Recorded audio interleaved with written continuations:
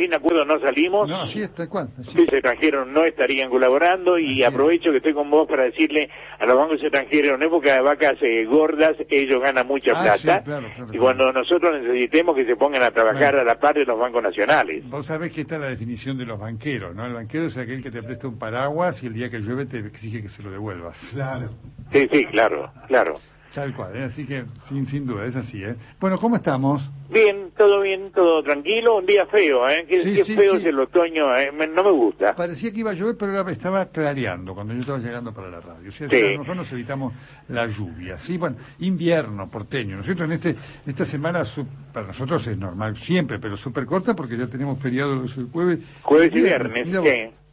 Ahora digo, en plena pandemia, donde se necesita que la gente labure, produzca, ¿es necesario hacer el viernes feriado? Disparate, porque además, digamos, el feriado puente era por el tema del turismo. La verdad que lo podrían haber eliminado. Por eso. Mira, nadie va a bajar. Yo no puedo ir a La Plata. ¿Para qué me dan el día? Así es.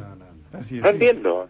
Cuando la Argentina necesita, lo acaba de decir Luisito, producir, volver a la cultura del trabajo, lo dijo al final y lo dijo como un corolario maravilloso, hay que volver a la cultura del trabajo en la República Argentina. Ni más ni menos, pero realmente un feriado disparatado, ¿eh? Vos ahí ves cómo la dirigencia política no es... Pero no tiene idea, no tiene reflejo, no tiene nada, bueno, increíble. Bueno, ¿vos qué novedades? Mira, acá andamos, un día intenso porque, bueno, claramente la pandemia sigue haciendo sus efectos, ¿no es cierto? Estamos con el tema Bolsonaro de alto impacto. Hay, en Corea del Sur hay un rebrote importante, en Melbourne, así que estaba hablando hoy con médicos y me decían, estaba hablando con 2 médicos en Estados Unidos, me decía, es realmente un verdadero desafío, y en muchas cosas son galimatías para nosotros porque no sabemos cuándo esto podemos decir podremos decir pasó, no lo sabemos. Sí. No lo sabemos, Yo quiero escuchar que un día alguien me diga, señor, puede salir, puede irse a Uruguay, puede ir a ver a sus hijos, no sé cuándo será, pero estoy deseando fervorosamente ese día. Sí, y efectivamente, realmente termina haciéndose una conversación. Entonces venía en el taxi para acá, el taximetrero me decía, qué largo esto, y eso que él tiene la oportunidad de más o menos trabajar, salir, ver gente, claro. Tiene alguna clientela más o menos que les permite la subsistencia ver gente, ¿no? Pero me decía, qué largo todo esto, ¿no? Y este tema que vos mencionás, el tema de la familia, de no verse la familia, es un tema muy, muy fuerte. Varios, inclusive, que conozco me decían, yo no creía que me iba a pesar tanto, que el sentimiento familiar pesaba tanto en mi vida, ¿no? Claro. Uno lo tiene como asumido, por supuesto, la familia. Hoy hablé con un amigo que vive en el sur, acá en el sur de la provincia de Buenos Aires, que no conoce al nieto y tiene 3 meses y medio el nieto ya. Y no lo ha visto nunca. Lo ve por cámara, lo ve por el FaceTime, pero no lo puede besar, no puede tocar. Es desesperante, en verdad es desesperante. Pero bueno. No, sin duda, uno lo entiende y es un aspecto de la vivencia de la cuarentena no tenido en cuenta por los que toman en muchos casos decisiones a veces, ¿no?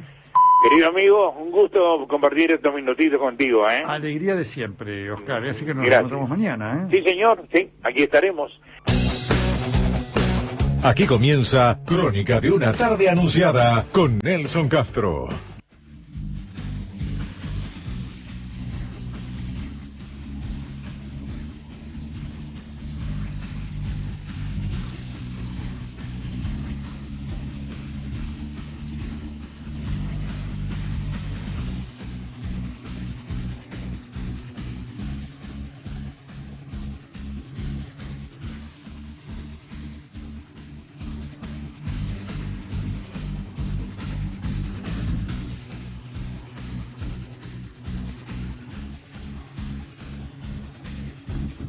...17:07, estamos comenzando otra emisión de Crónica de una tarde anunciada por Radio Rivadavia. Después de Oscar González Oro, bien dije, y después de toda la programación, un día intenso.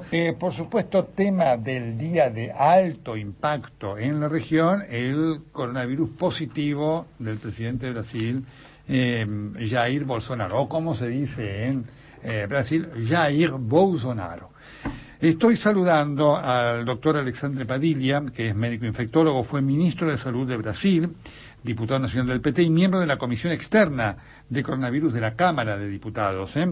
Diputado Padilla, ¿cómo le va? Lo saluda Nelson Castro de Radio Rivadavia en Buenos Aires. ¿Cómo está? Olá, Nelson. É uma honra, um honor conversar com os nossos irmãos argentinos desde aqui do Brasil. O Brasil vivendo a sua maior tragédia humana na história do nosso país. No dia de hoje são mais de 66 mil mortes confirmadas 66 e mais mil. 66 mil mortes confirmadas. Adicionamos a isso, acrescentamos a isso cerca de 20 mil mortes que já fizeram testes, mas não tem o resultado final, e mais de 1,5 milhão, né, de casos. Para se ter uma ideia, no Brasil, em 2019, morreram 45 mil pessoas o ano inteiro de acidentes de carro, moto, transporte, violência. A Covid-19 em 3, 4 meses já matou muito mais do que essas mortes no ano inteiro em 2019. Estamos hablando se entiende perfectamente, además al diputado Padilla, fíjense, 66 mil muertes hoy, una cosa impactante. Diputado, ¿les sorprendió que el presidente Bolsonaro se haya contagiado finalmente el coronavirus? Esta foi a notícia do dia. Era previsível, porque desde o começo da pandemia, Bolsonaro sempre teve uma postura irresponsável, no sentido de fazer aglomerações, estar movimentando junto às pessoas, andar sem máscara. Inclusive, Bolsonaro vetou um projeto aprovado por nós no Congresso Nacional, que obrigava o uso de máscaras em locais públicos, em espaços coletivos. Então, a postura de Bolsonaro sempre foi de negar as orientações do distanciamento, de reduzir o contato.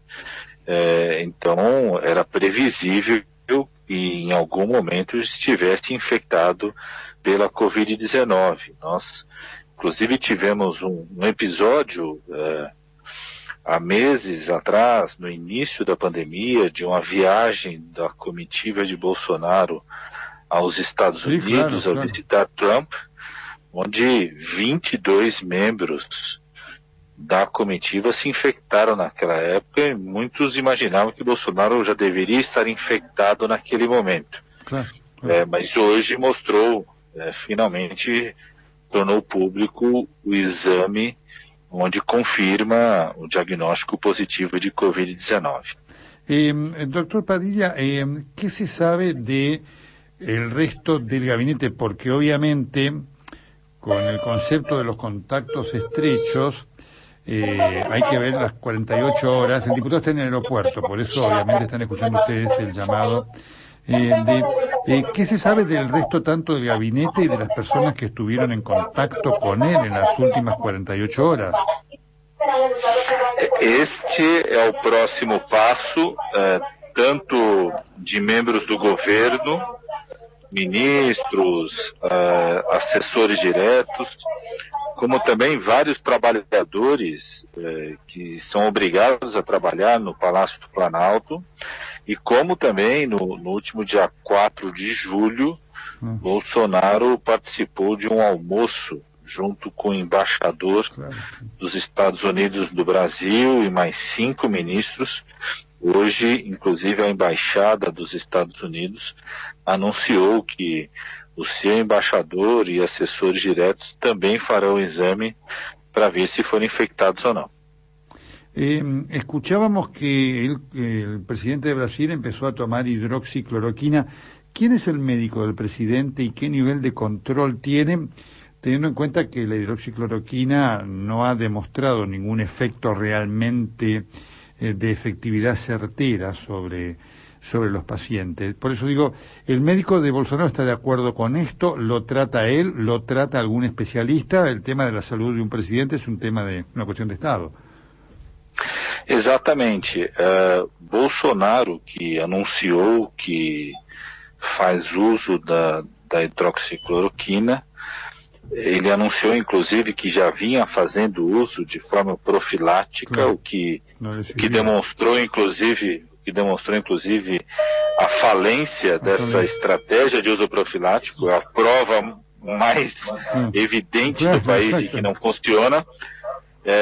Ele que anunciou o próprio exame e quem não teve um médico da equipe presidencial que veio como porta-voz para fazer um boletim médico e a situação médica. Então nós não temos a confirmação por parte da equipe médica, que é uma equipe médica do militar, que é de um gabinete de segurança militar da Presidência da República, que acompanha a saúde do presidente.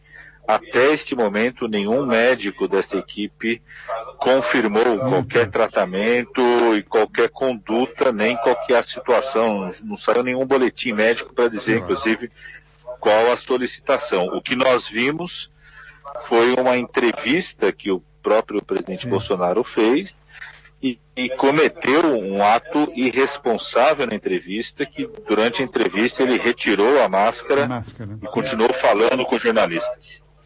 Increíble, realmente usted nos da un dato que es impactante, el hecho que no haya un boletín oficial, como usted marca, del equipo médico presidencial para dar idea no solamente cómo está el presidente de la República, sino el tratamiento que se le va a administrar, ¿no?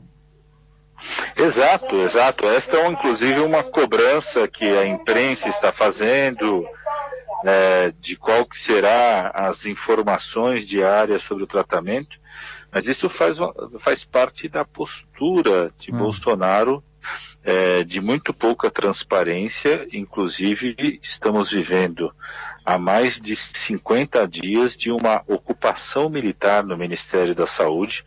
Um general do Exército que assumiu o Ministério da Saúde há mais de 50 dias, com uma ação muito clara, inclusive dessa ação do general do Exército, dessa ocupação militar, para retirar quadros técnicos do Ministério da Saúde, não só para manter a falta de transparência, mas para poder executar ações com questionamento técnico, como, por exemplo, a distribuição de hidroxicloroquina. Diputado, ustedes como miembros de la Comisión Externa del Coronavirus de la Cámara, ¿van a hacer algún pedido formal precisamente para que haya una información médica, profesional, técnica del estado de situación de salud del presidente y el tratamiento que se le va a dar, o no? Exatamente. Estamos entrando, eu pessoalmente, com um requerimento de informação. A equipe médica do presidente da República, que acompanha o Gabinete de Segurança Institucional, sobre o estado de saúde do presidente, inclusive condutas que estão sendo tomadas no sentido de um acompanhamento, pela importância que esse tema tem. O chefe de Estado brasileiro, é um tema de interesse da nação, sempre, lógico, mantendo o sigilo ético do paciente, mas tendo clareza de qual que é o estado de saúde do presidente. Deputado Alexandre Padilha, muito obrigado por sua conversação conosco aqui em Rádio Rivadavia. A melhor sorte para o Brasil. É incrível tudo que nós estamos escutando da conduta do presidente brasileiro. Boa tarde e muito obrigado. Eu que agradeço, ficamos sempre à disposição, estamos realmente muito preocupados com a realidade do Brasil, tanto para o povo brasileiro quanto o impacto que isso pode ter para toda a América do Sul. Para nós também, né? Bom dia, boa tarde e obrigado.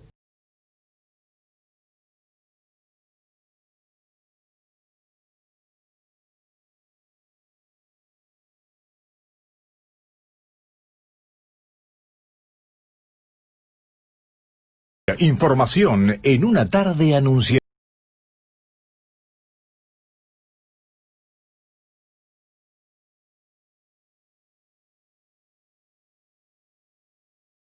2020. Quiero destacar el logro de producción, ahí están Sol Durán, Sol Trezeguet, está Patricio Tafuro, Gonzalo Benítez Cruz para este testimonio, porque es un integrante de la Comisión Externa de Coronavirus de la Cámara, es decir, es una autoridad brasileña, además es un médico infectólogo muy conocido, el doctor Alexandre Padilla, que fue al margen de ser ministro de Salud de Dilma Rousseff, más allá de que uno puede decir de PT, lo que dijo fue impecable desde el punto de vista técnico. Estuvo tomado todo por lo técnico cuando dijo el presidente de Brasil es un irresponsable, no hacía falta que lo dijera a él, pero desde el punto de vista técnico. Pero esto, fíjate, Cecilia, no hay un boletín oficial terrible y es muy interesante el detalle que dio, que se adelantó porque yo se lo iba a preguntar. Dijo, Bolsonaro venía tomando hidroxicloroquina como profiláctico para el coronavirus y se lo pescó. Clara evidencia de que no sirve. Sí, aparte, bueno, contradiciendo toda la biblioteca médica, todas las recomendaciones y demás, con una prepotencia terrible, y hablando de relativizando la enfermedad, mira, bueno, sigue relativizando, no, por supuesto. O sea, su gesto hoy de sacarse el barbijo, también son todas señales de relativizar la enfermedad. Absolutamente. Ustedes saben que en Brasil, y hay mucho temor de decirlo, hay toda una cuestión sobre la salud mental de Bolsonaro. ¿No? Cecilia, contá la anécdota vos. No, absolutamente, digamos, los periodistas que trabajan en los medios de comunicación más importantes de Brasil, digamos, y a los que uno a veces consulta o les pide una nota o salir al aire para contar la realidad brasileña, tienen como hábito, y nos ha pasado, aclararte, te pido un solo favor, te dicen, no me preguntes por la salud mental de Bolsonaro porque los medios de comunicación están evaluando cómo llevar este tema, porque es un tema de discusión en todos los ámbitos de poder, en los medios de comunicación, en la dirigencia empresaria, en la dirigencia política, el estado de salud mental de Bolsonaro. Efectivamente, es un tema, por eso los medios están con una línea muy rígida de bajada para los gerentes para decir, no hablen de esto, hablará algún editorialista importante y nada más, pero ustedes vean este verdadero problema, que sin duda generan estas conductas que lo más leve es irresponsable de Bolsonaro, es lo más leve, ¿no? Ignacio Ortelli, vamos. Ignacio, ahí vamos a ver si lo tenemos ya, listo, Nelson, ahí te estamos escuchando, vamos, desde Ortelli News. Sí, justamente tiene que ver con la entrevista que hicimos en el arranque del programa. El presidente de la Nación, Alberto Fernández, le envió una carta a Jair Bolsonaro por este tema de la confirmación de que tiene COVID, y voy a proceder a leer la carta, que es breve pero contundente. Bueno, estimado presidente, con mucho pesar he tomado conocimiento que ha sido afectado por el COVID-19. Quiero expresar mis deseos de que muy pronto se recupere. Hasta ahí, Nelson, viene bien, ¿no? Sí, uno dice, bueno, muy bien, protocolar, solidario. ¿A qué hora salió esta carta? Hace instantes. Instantes, mirá vos. Hace instantes. Está caliente. Yo te traigo, lo último, la información, no te armo refrito, Nelson. Pero espérate, vos sos muy modesto. No solamente nos trae lo último, sino Ignacio nos trae lo que va a pasar y que todavía no salió. Así que, ¿qué le escribió de puño y letra al presidente? ¿Cómo fue esto? La firmó puño y letra, pero fue tipiada, tipiada de computadora. Bueno, entonces, qué lindo. Hasta ahí veníamos muy bien. Cuánto cariño, qué conmovedor, sí. Hasta ahí viene bárbaro. Sí. Bueno, qué buen gesto. Bueno, escuchá, dice, la peligrosidad de esta pandemia queda manifiesta en los niveles de contagio. Este virus no distingue entre gobernantes y gobernados. Mirá vos. Todos y todas estamos amenazados y por eso deben extremarse los cuidados. Perdón que me río, pero en medio de las diferencias del enfoque sanitario entre los dos países y entre los dos mandatarios, la verdad esto me parece un poquitito, una mojadita de oreja. Sinceramente, más allá de cualquier especulación ideológica, me parece que es, bueno, mirá, te agarraste el coronavirus, viste que no era tan... Exactamente, te lo buscaste. Viste que existía. Exacto. De todas maneras, no sé si es el lugar de un presidente decir eso. Pero no, él le decía, es una carta de solidaridad porque quiere que se mejore. Bueno, pero espera, hay un parrafito más, sí. Dale. creo que así lo entienden nuestros pueblos que enfrentan esta tragedia con interés y responsabilidad. Ahí que está haciendo, está corriendo a los brasileños y a los argentinos, ¿sabes? Como diciendo, bueno, esto no es un debate contra los brasileños ni contra un sector de los argentinos que no quieren cuarentena. Y sí, termina. En esta hora difícil reciba mi saludo y toda mi solidaridad con el pueblo del Brasil. Sinceramente, Alberto Fernández. Sinceramente, qué linda carta, cuánto amor. La verdad que fue muy, digamos, muy original, ¿no? Sí. No podría catalogarlo ni a favor ni en contra. No, está soy impecable. quien para hacerlo, pero es original, ¿no? Porque en estos momentos se hubiera esperado o una protocolaridad, si valga el término, un gesto solemne, decir, bueno, recupérese, o de alguna manera ni siquiera una carta. Bueno, fue una carta con un mimo y con un dardo. Perfectamente, está muy bien. Con el dardo decir, mira, te tenés que cuidar, efectivamente, el mismo que le hacemos nosotros a Alberto Fernández cuando uno se cuida, ¿no? Sí, igual el sinceramente, Nelson, perdone que insista, el sinceramente, recordemos en la campaña, Jair Bolsonaro jugó muy fuerte a favor de Mauricio Macri, por supuesto. Y obviamente emparentaba el regreso del kirchnerismo con una tragedia para la Argentina. La verdad que Fernández hace lo mismo con Lula, así que está bien, son cosas de la política, ¿sí? Sí, muy sarcástica. De hecho, consulté en estos minutos algunos funcionarios del gobierno y admitían la picardía, entre comillas, de por parte del presidente. Claro, que se lo vea pesadumbrado por lo que le está pasando a Bolsonaro, ¿no? Debe estar tan preocupado, ¿sí? Ahora, ¿qué lío bárbaro tiene el flamante embajador en Brasil, Daniel Scioli, ¿no? Para resolver y para tejer en esta relación. Hace unos días hablaba, antes de que saliera la designación formal por decreto de Scioli, que salió hace unas semanas, hablaba con un sciolista, creo que uno de los pocos sciolistas que deben quedar, ¿no? Después de aquel fallido intento de ir por la presidencia, y me decía, mira, a esta altura de Scioli puedo esperar cualquier cosa, porque yo le decía, bueno, no, tiene una compleja situación, vas a ver que va a terminar jugando al fútbol con Bolsonaro. Yo la verdad que lo veo muy difícil, pero bueno, tiene un contexto muy adverso realmente el embajador. ¿Juega al fútbol Bolsonaro? No lo vi yo. Es una gran pregunta, Nelson. Scioli obviamente sí. Juega mal, Bolsonaro... Juega mal, pero no importa. No, pero como Nelson, ¿te acordás que siempre gana los goles? Le dejaban patear con el arco libre, porque los organiza en los partidos. Escúchame, Scioli hace conmigo que no habla hace... Pero debe ser de la penúltima vez que le dije, pero escúcheme, Scioli, dígale al arquero que ataje, porque fue una caña de... Escúcheme, usted tira para la izquierda y el arquero se tira para la derecha. Digo, por favor. Un tronco, querido, un tronco. Va. Ay, cuánto amor. Bueno, ya volvemos con vos, Ignacio, no te vayas, ¿eh? ¿Cómo no, Nelson? Vamos que seguimos, vamos. Nelson Castro, junto a vos. Perfecto, bueno, muy bien, tenemos un mensaje más. Tenemos uno más, el de Lidia de Villa Ballester. Dice, aquí en el conurbano no hay cuarentena estricta, dice, no se dan datos ni de los infectados ni de los fallecidos por COVID.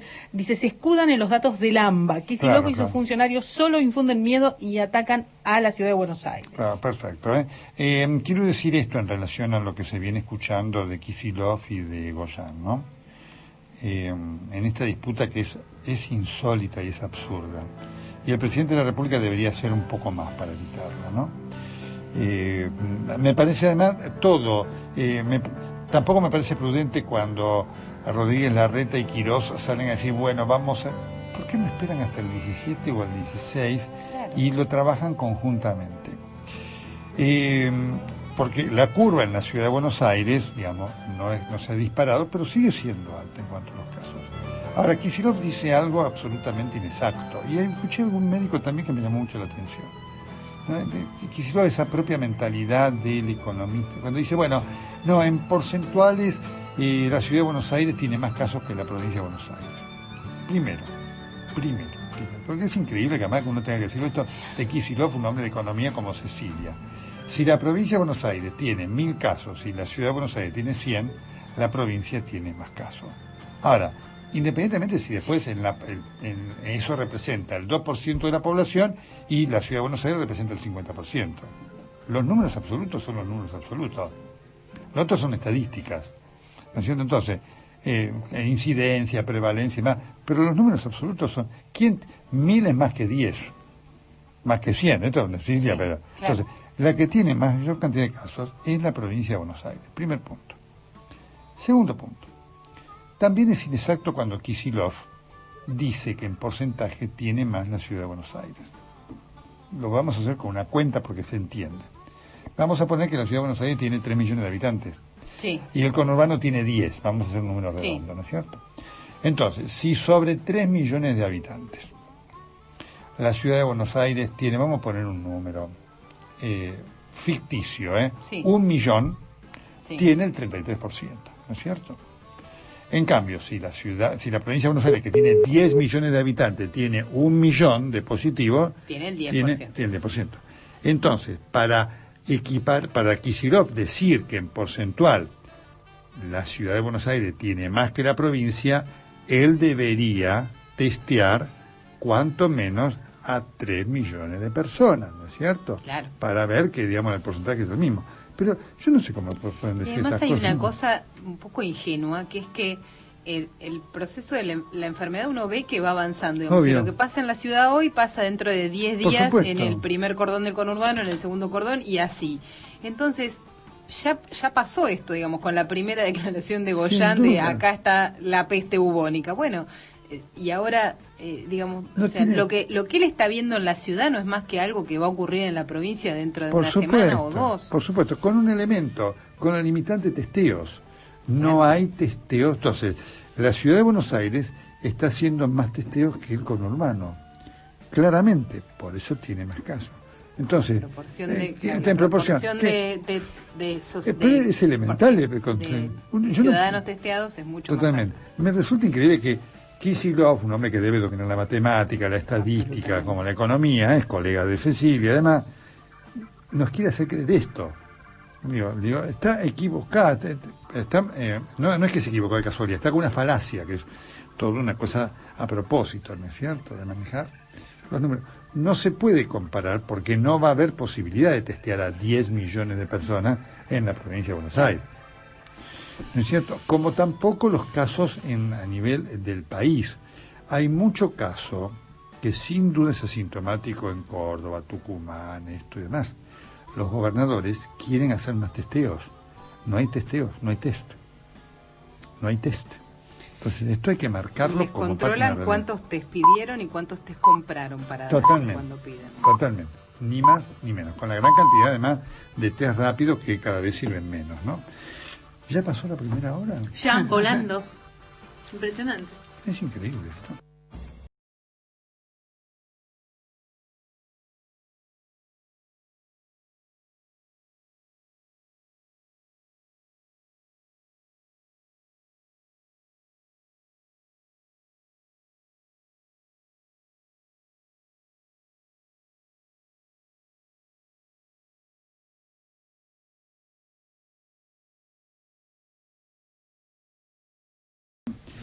Y quiero referirme una vez más a esto que estábamos conversando aquí en la mesa a propósito de estas disputas entre la provincia de Buenos Aires y la ciudad de Buenos Aires relativas a cómo va a ser el futuro de la cuarentena después del 17 de julio.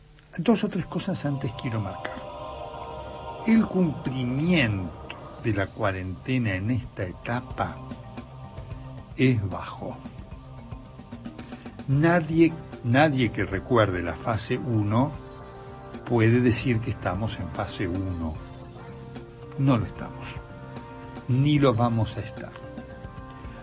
¿Por qué es bajo el nivel de cumplimiento? Por 2 razones esenciales. El hartazgo de la gente, psicológico, social y económico, y la imposibilidad de control. Claramente hay que decirlo.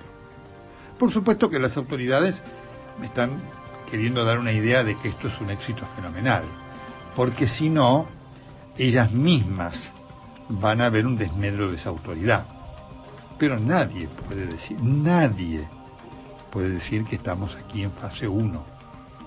Usted sale acá a la puerta de la radio y la cantidad de gente que hay es enorme. Todas con barbijo, esto sí debo decirlo, ¿no?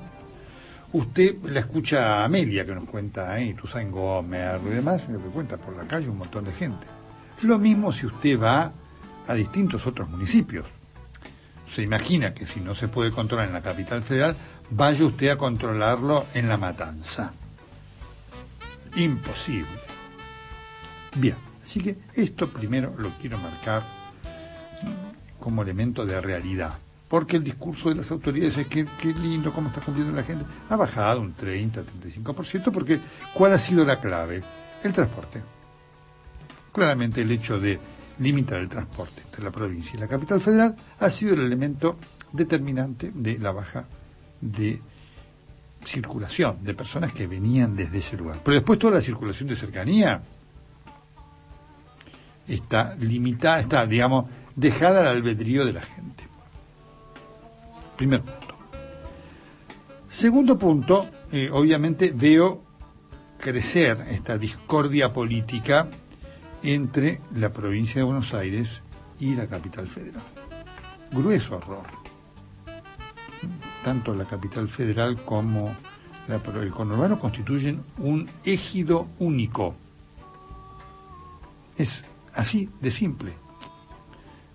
La gente que trabaja en la capital federal, que vive en la provincia de Buenos Aires, es mucha. Entonces, frenar eso es muy difícil.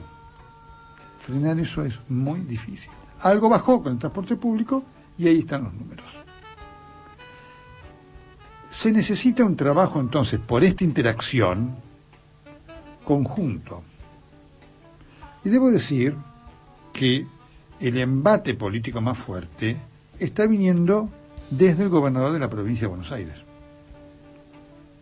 La ciudad, les debo recordar, que está destinando 30% de sus camas de terapia intensiva a la provincia de Buenos Aires. El cuello de botella que puede tener la ciudad de Buenos Aires con las camas de terapia intensiva se debe a esta demanda que tiene de la provincia de Buenos Aires. Y ojo, digo esto no para que se quite, está perfecto que la ciudad de Buenos Aires, que tiene la mejor oferta de salud pública del país, de este servicio. Pero digo, esto también es lo que está pasando. Kicillof está haciendo un manejo absolutamente falaz de los números. No es cierto que haya más casos en la ciudad de Buenos Aires que en la provincia de Buenos Aires. Hay más casos en la provincia de Buenos Aires. Tampoco es cierto lo que él dice de la proporcionalidad de casos. ¿Por qué? Porque no hay en la provincia de Buenos Aires la cantidad de testeos suficientes para que esa proporcionalidad sea comparable a la de Buenos Aires. Como recién hablábamos con Cecilia, sí, la ciudad de Buenos Aires, que tiene 3 millones de habitantes, supóngase usted, testeara los 3 millones, si tiene 1 millón, tiene 30% de incidencia. Para tener un equiparamiento similar, debería el conurbano testear 10 millones de habitantes. No tiene esa capacidad de testeo. Por lo tanto, hay que decirle al gobernador de la provincia de Buenos Aires que la termine con eso. No sirve de nada. Porque además no es cierto, es falaz. Claramente es falaz. Y yo espero que también el ministro de Salud y demás se bajen de esa cosa, porque con eso no se logra absolutamente nada. Entonces, sí se necesita un trabajo conjunto y de responsabilidad política, porque entonces pueden entenderse inclusive diferencias. Kicillof tampoco puede exhibir nada importante, porque el descontrol que existe en los municipios del conurbano, pero se ven a simple vista. Son menos visibles que la capital federal, porque por supuesto, uno no va todo el mundo al corazón de La Matanza, al corazón de Merlo, al corazón de Moreno, al corazón de Quilmes y demás. Pero ahí existe la misma realidad que existe acá en la ciudad de Buenos Aires, porque no hay capacidad de control. Digo entonces, este es un momento en el cual el presidente de la República debe imponer su autoridad. El presidente de la República debe actuar con conciencia de lo que es su cargo. El presidente de la República debe llamarlo a los dos y decir, ustedes van a trabajar juntos ahora como corresponde, sin ninguna diferencia, y bajemos todo este tema de decir que la culpa es del otro. Esto de Kicillof es típico del kirchnerismo. El kirchnerismo, todos los males son culpa del otro. Todos los males son culpa del otro. ¿Sí? Bien, marcado esto, digo, la dirigencia política tiene que tener conciencia de que, además, debe supeditar todas sus diferencias en pos de lo que está sufriendo la gente. No tienen ni idea de lo que le está pasando a la gente. Esto que dicen, no, estamos con el gran sufrimiento de la gente, no tienen la más mínima idea de lo que está sufriendo la gente. Porque cobran el sueldo íntegro, se mueven a donde se les antoja, tienen conductas también irresponsables, No solamente Bolsonaro tiene conductas irresponsables, Se hacen reuniones, el otro día estábamos viendo con Tabaca Ignacio la reunión de Sergio Massa con Máximo Kirchner y demás, con un empresario en una reunión de rosca política. Así que, digo, visitan a sus familiares, los ven a sus familiares, tienen toda la tecnología para estar en contacto con ellos, no les falta absolutamente nada y llegan a fin de mes sin ningún problema. No tienen la más mínima idea de lo que está sufriendo la gente. Y se ve que no tienen la más mínima idea de lo que sufre la gente cuando actúan de esta manera, cuando empiezan estas peleas políticas. Cuando empiezan estas peleas políticas va a decir, no, querido, están pensando en ellos. Están pensando cómo me posiciono, cómo esto, cómo aquello, cómo lo ataco, cómo esto. Está claro. Si tuvieran idea de lo que le pasa a la gente, se sienten y dicen, se terminaron las diferencias políticas mientras tengamos la cuarentena, trabajemos por la gente y demostrémosles a la gente que estamos trabajando por ellos. Entonces digo al presidente de la República, que tiene un enorme desafío de imponer autoridad. Tiene que imponer autoridad. Digo, señor presidente, usted tiene que hablar con los dos, pero seriamente, no como la cosa esta de la conferencia de prensa para decir basta. Y usted tiene que ser el que marque esta conjunción.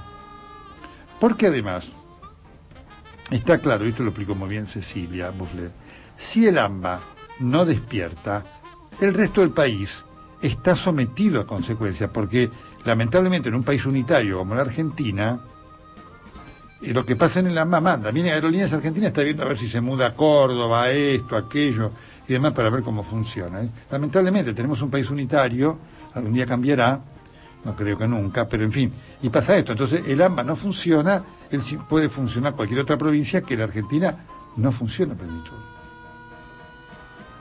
Por eso digo, es muy importante este trabajo. Es muy importante lo que haga la política. Señor presidente, usted tiene la responsabilidad de marcar este camino de trabajo de unidad. No hay lugar para la más mínima chicana política. Es muy grave lo que le está pasando. Hay gente que se quedó sin presente y sin futuro, porque además cuando usted se queda sin presente se terminó el futuro. El futuro se hace en base al presente, no. Sí, dentro de 10 años, si usted no tiene trabajo, la empresa, hay gente que se quedó sin presente y sin futuro. Entonces, en vez de pelearse, ustedes deben estar viendo cómo trabajan esto que va para largo, pensando soluciones para la gente. Quería decir estas cosas. En este momento de la cuarentena, en el cual el drama de muchos es en los hechos ignorados por los que mandan, cuyos enunciados tienen un nivel de vacuidad que realmente indigna. A partir de este momento y hasta las 7 de Conocer la tarde, la noticia y la información Crónica de la mano de Nelson Anunciada, Castro. con Nelson Radio Castro. Rivadavia, AM 630. Todo lo que pasa, todo el día.